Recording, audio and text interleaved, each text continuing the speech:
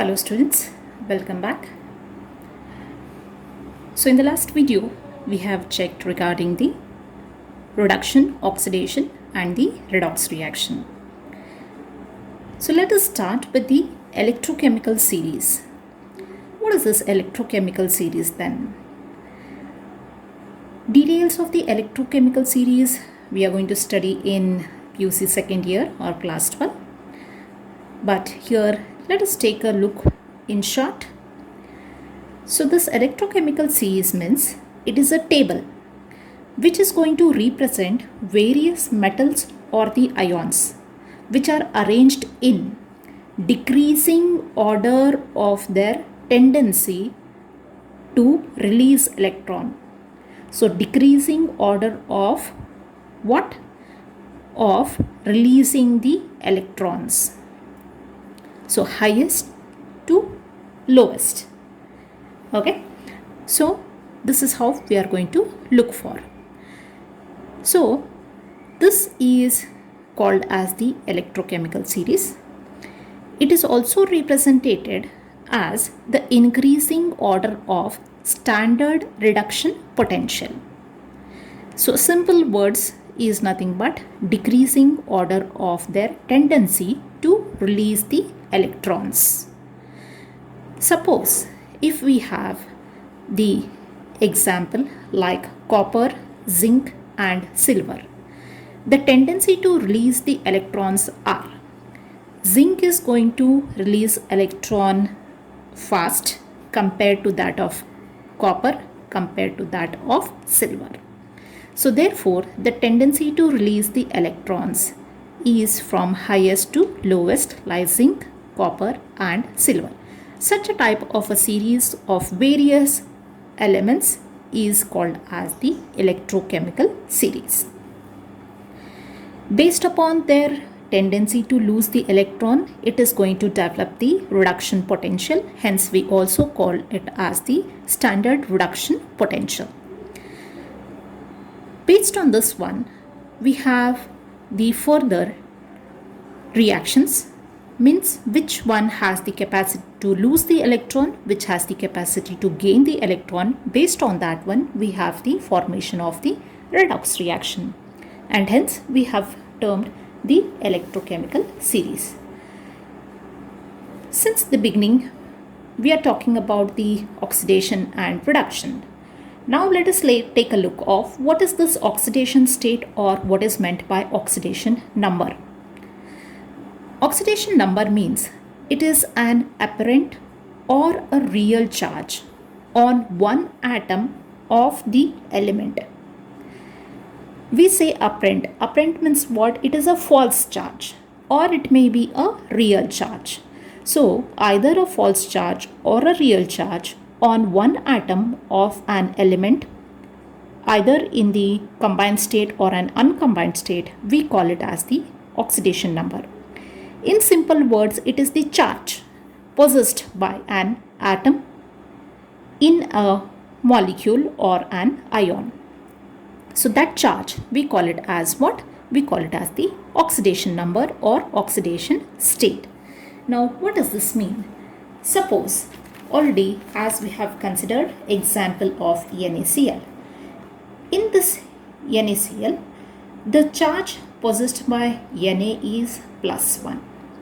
The charge possessed by Cl is -1.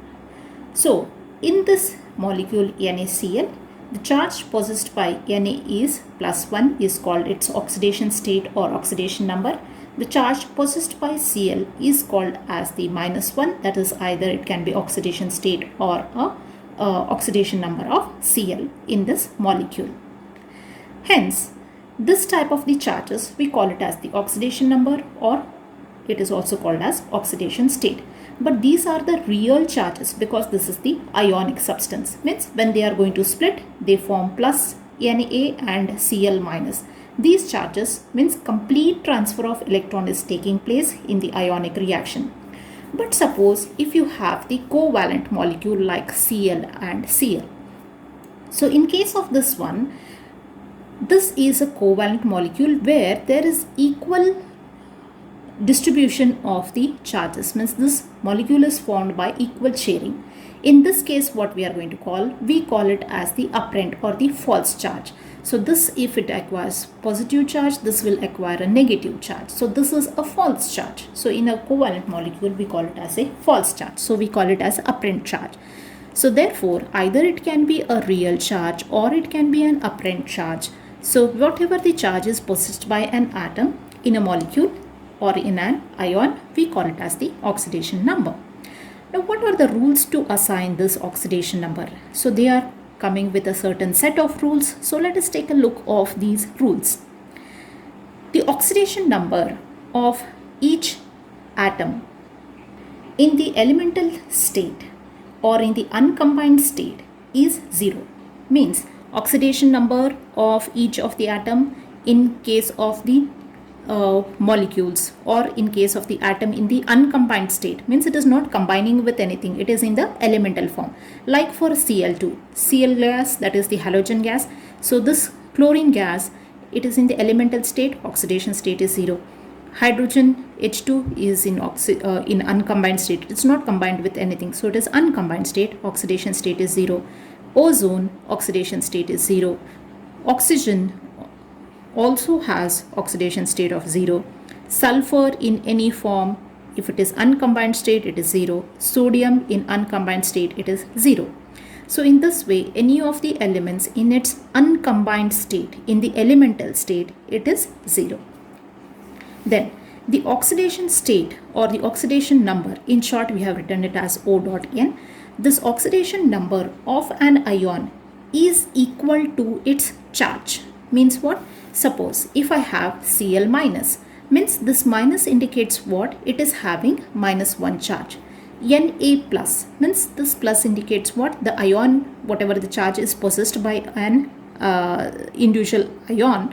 So this ion, this charge is called as its oxidation number. So Na plus means it is having +1 charge.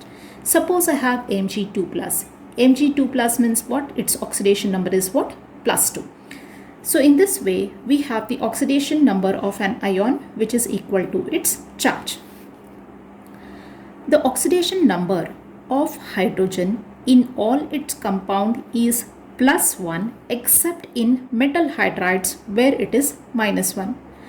Suppose if I take water, in this H2O, H will have +1 state, oxygen will have -2 state. So oxygen in all its compound, it will exist in which state? +1 state. This you have to remember. But there is an exception. Hydrogen is going to exist in -1 state. When it is going to form a compound with element like sodium, means it is a metal.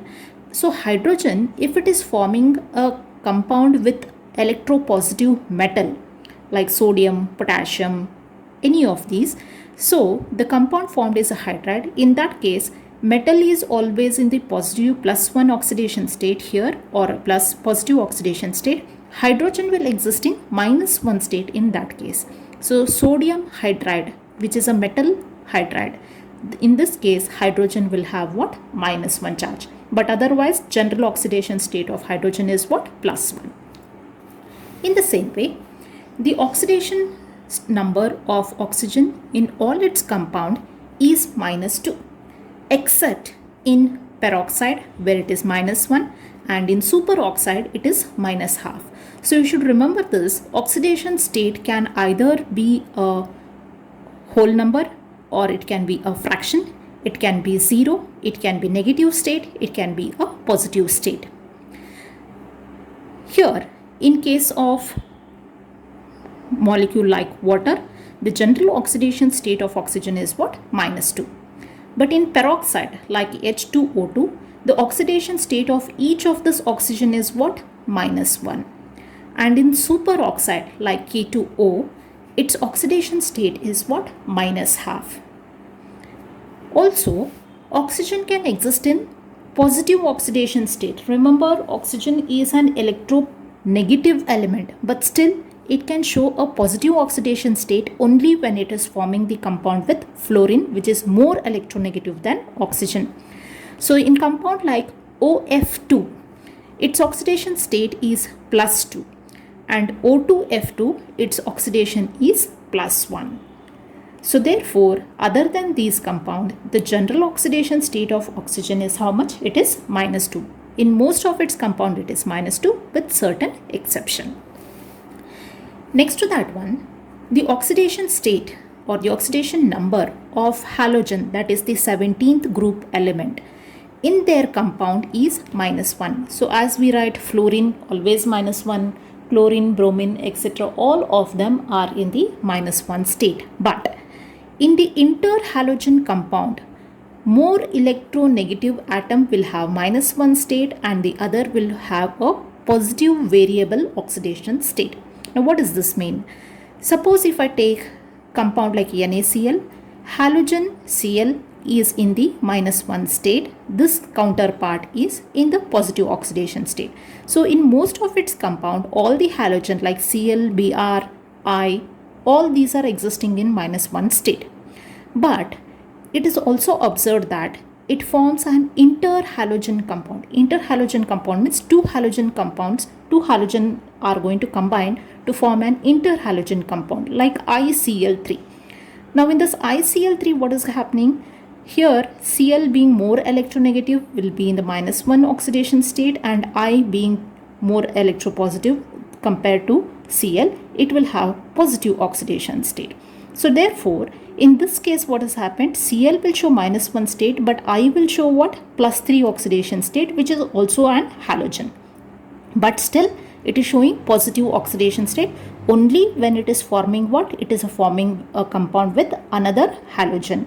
So in interhalogen compound, this oxidation state is variable, but otherwise generally the oxidation state of the halogen is what? Minus 1. Next is the oxidation number of alkali metal. Alkali metal means group 1 metal, S block elements.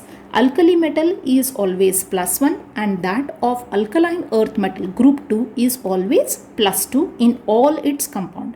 So whenever you get any compound, if it is group 1 or group 2 metals, directly you are going to write it as plus 1 and plus 2. There is no variation at all in case of alkali metal and alkaline metals, alkaline earth metals. It is always plus 1, like sodium, potassium, rubidium, cesium, all of them are plus 1. Magnesium, calcium and all those things are having plus 2 in all its compounds. Lastly, the most important thing which you should remember, the algebraic sum of oxidation number of all the atoms present in one molecule of a compound is equal to 0 and that of a polyatomic ion is equal to the charge on the ion. Means if you take one molecule, for example you have taken NaCl molecule. NaCl molecule is what? It is a neutral molecule. So neutral molecule means the charge on that molecule is 0. How did I get this 0? By combining all the charges on the ions which are present in it, means Na plus and Cl minus. So plus and minus together will be equal to 0. So the algebraic sum is equal to 0 when it is a molecule. If at all it is a ion, so in that case what will happen? Whatever the contributing atoms are there, all those sum will be equal to the charge on it. So by making use of these laws, we can assign the oxidation number of each of these atoms. So we can find out the oxidation number. So let us make use of these rules and let us assign the oxidation number of some of the elements. So we shall do this one in the next video.